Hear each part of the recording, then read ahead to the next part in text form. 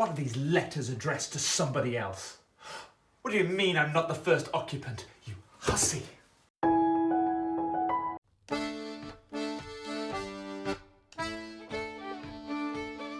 Hello and welcome to part 2 of Talking Walls, how to do an archaeological survey of your own home. I hope you've all had a chance to do some background research into the building you're all currently enjoying. Sure, let's go with enjoying. That you've looked at some of the websites like Old Maps Online or Layers of London, and that you've had a chance to build up a history of the building you are in. If you haven't seen that video, I would recommend going back to part 1. It gives a nice introduction to what we're doing, but if you have, let's crack on. But before we do, I just want to tell you that I also took the opportunity to look in detail in some of those maps of the local area, and I found something that surprised me as well, because as you can see on this map, as I was tootling around, I spotted that there was a Lido here.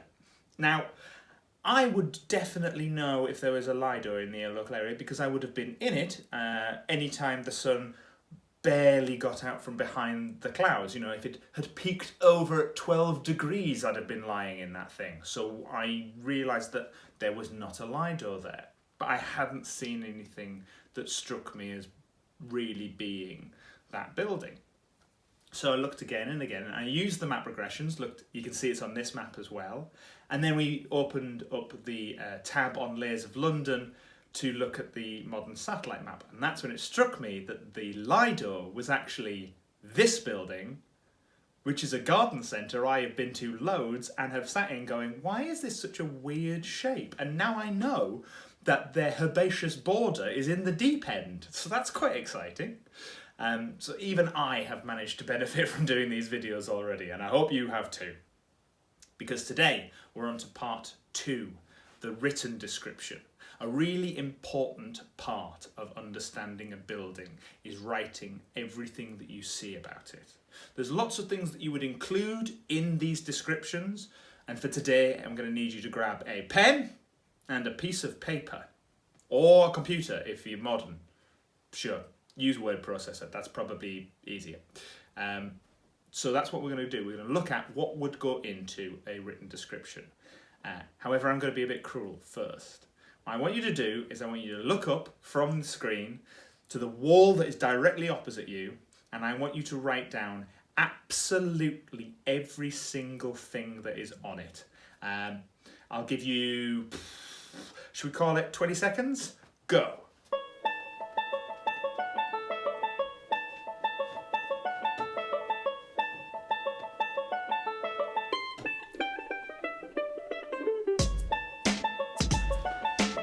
But that's close enough. Right, it's hard, isn't it? Especially in that short amount of time to write everything out. You can't do it. There are too many things to take into account. When you start looking at it, you realise more and more details. But that's why a written description is important, because it makes you look at a building in that level of detail. So we're going to talk about the things that you would include in those, and there are several key points you want to have in your description. Number 1, location. You've got to know where the building is. You put a few things on every record, like your name or the address of the building, and that's important because it lets people who are coming after you know where the building is, so they can check your work, or they can visit it themselves if they want to, or any extra things like that, or it literally tells you that the records refer to this building. Location can also tell you things like what kind of architecture you might be expecting in that area, what kind of building materials you might find, and also what kind of structures that might exist there that don't exist in other places. For example, ports, very few of them on tops of hills. Location is an important one. Form, number 2. Form is what we're going to be looking at mostly in this video. It is literally the shape of things, how the building itself is put together. To understand it and to describe it, we're going to use a couple of extra terms. That is the views that you look at approach a building. If you're outside and you're looking at one of the walls, we refer to that as an elevation. We'll speak about this more during the drawn descriptions, but there are other ways of looking at it. If you're looking straight down, that's a plan view. If you're looking through the walls, that's a section. At the walls, that's an elevation. And to be able to describe it in a way that people can follow, you will want to separate that up into manageable chunks. If you describe the whole thing, it's a little bit convoluted. So, for example, this building, you could see that there are lots of windows and lots of features on the outside. So what we would do is we would cut this into pieces that are referred to as bays and stories. So a bay is where you get a horizontal line and you separate grouped features. For example, in this building, you've got, as you're looking at it on the left, 2 windows above each other, so that would form one bay. In the centre, the door and another window forming a second bay. And on the right-hand side, as you're looking at it, 2 windows forming the third bay. So this is a 3-bay elevation. You can also see that the windows are on 2 floors, so those stories are split with a horizontal line. So in this instance, it is a 2-story, 3-bay structure. And you would number those individually so that as you describe them, for example, in Bay 1 on the first story, we have a large window. Greater detail on the window, but it lets people who are reading your description afterwards know where that feature is. Important. Also inform things like orientation, which way the building is pointing. There are lots of environmental, social, religious even reasons why a building might be built in a certain way. For example, Christian churches have an east-west orientation, pointing off towards God-bit. God-bit. Yes, God-bit. You can also have function. That's number 3. Function. Function is what the building is used for. This tells you that you might have to use very specific terms depending on what kind of building. For example, you don't get many altars in factories, and if you did, run. That's a scary factory. Or it's a factory making altars. It could be an altar factory. Military structures have bunkers and things like that, and other buildings will have their own specific words and terms. So what the function of the structure is will tell you what words you might end up having to use. 4, materials. What is the building made of? I mentioned this in the first video, but materials can tell you a lot about it. Not only can tell you things like what the function of the building might be, because certain materials will carry certain weights or can be used in certain ways, so that certain buildings may require them to be used, or they could tell you about the status of the building, certain choices. Like, for example, in this picture, you can see that there have been 2 kinds of bricks chosen, because the red bricks on the front of the house make it look nice and fancy, but the yellow bricks at the back are cheaper. So it tells you that the structure is supposed to be viewed from one particular side, but also that they are not spending the same amount of money all the way around, so that it isn't a very high status building. There are still cost-cutting measures being made. Cool. Bricks can also tell you things like certain materials will open a can of worms that you will never escape from, and bricks are one of them, because they can tell you stuff that you wouldn't even think that you were going to find out about. And a brief aside as we talk about the Wilkes Gob. The Wilkes Gob is a very large brick that only existed for about 17, 18 years, around the end of the 18th century. And this brick only came into existence because of the American War of Independence, or the North American Tiff. That war had to be paid for. Troops had to be sent over there, so the government wanted to make sure that they raised enough money for it. And what they did is they decided as part of that, to put a tax on bricks. That tax would be on each individual brick, so everyone you produce has some money taken to the government, to the war, for the colony kerfuffle. And that annoyed brickmakers because they didn't want to have to pay any more money. So, because the tax was each individual brick, they decided that they would just make bigger bricks.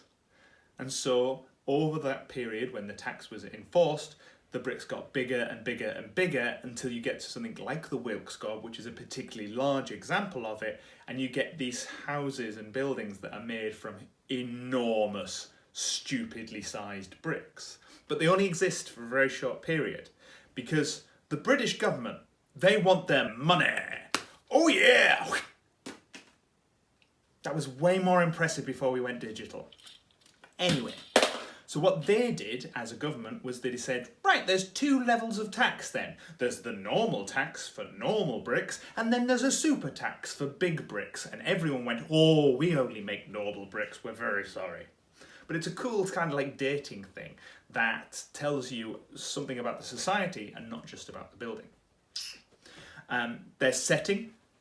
This has been covered by our map work, so where it is in the, where it is in relation to other buildings might have some influence on them. Context, what other structures are around it that again may have influenced its construction. Phasing, which is a huge part of what we will talk about in a second. History, which you've already done. Well done, you're ahead of the curve. And significance. How many of this kind of building are there in the country? Not many castles, lots of bungalows, that sort of thing. So what we left there was form and phasing. We've discussed phasing a little bit previously. That is trying to identify the principal build and anything that has happened afterwards. And evidence for that can be seen in the walls. If there's been a change in material, for example, if there has been an obvious addition, if there has been something blocked up, opened out, they all leave evidence. You can see what a building is hiding in its history from things like straight joints. Don't be coy with me, house. I see your straight joint. What are you hiding? Architectural or function changes. So look for all those kind of evidence when we're going into the descriptions we're doing later. Because here comes the big bit. Form. That is including every single piece. How big the building is, how long it is, how tall it is, what it's made out of, and really importantly, the architectural features that go together. Because a window is not just a window.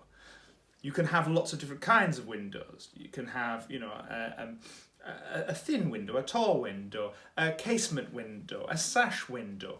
All of those. There are windows that in London will tell you whether your house was built before or after the Great Fire. For example, this building, Canonbury House. See how it has no windowsills? That's because windowsills are an anti-fire device that were only brought in the early 18th century under laws that said that you had to set your window back and have a 3-inch windowsill so that the fire didn't lick up the side of the building. So if your house isn't modern, because they've changed things recently, but if your house is old and does not have a windowsill in London, that is pre-1709.